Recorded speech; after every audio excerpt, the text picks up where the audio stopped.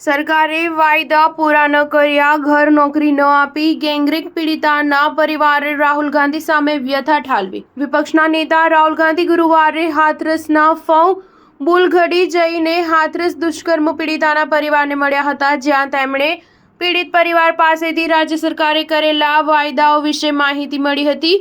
જેમાં જાણવા મળ્યું કે પીડિત પરિવારે ફરિયાદ કરી છે કે યોગી સરકારે જે કંઈ વાયદા કર્યા હતા તે આજ સુધી પૂરા કર્યા નથી. આ પહેલા પીડિતાના પિતાએ રાહુલ ગાંધીને અગાઉ પત્ર પણ લખ્યો હતો અને મળવાનો સમય પણ માંગ્યો હતો. પીડિતાના પિતા 4 વર્ષથી બેરોજગાર છે. આ મુલાકાત બાદ રાહુલ ગાંધી મીડિયા સાથે વાત કર્યા વિના નીકળી ગયા હતા. રાહુલ ગાંધીએ એકલા જ પરિવાર સાથે મુલાકાત લીધી હતી. રાહુલે પછીથી ડીએમ સાથે ફોન પર વાત કરી હતી. રાહુલ ગાંધી અચાનક જ આ પરિવારને મળવા પહોંચ્યા હતા. ઉલ્લેખનીય છે કે 14 સપ્ટેમ્બર 2020ના રોજ હાથરસમાં 19 વર્ષીય દલિત છોકરી પર સામૂહિક દુષ્કર્મની ઘટનાએ આખા દેશને હચમચાવી નાખ્યું હતું. અનેક દિવસની સારવાર બાદ તે મૃત્યુ પામી ગઈ હતી. 29 અને 30 સપ્ટેમ્બરની અડધી રાત્રે પોલીસે પરિવારને જાણ કર્યા વિના તેના અંતિમ સંસ્કાર કરી દીધા હતા.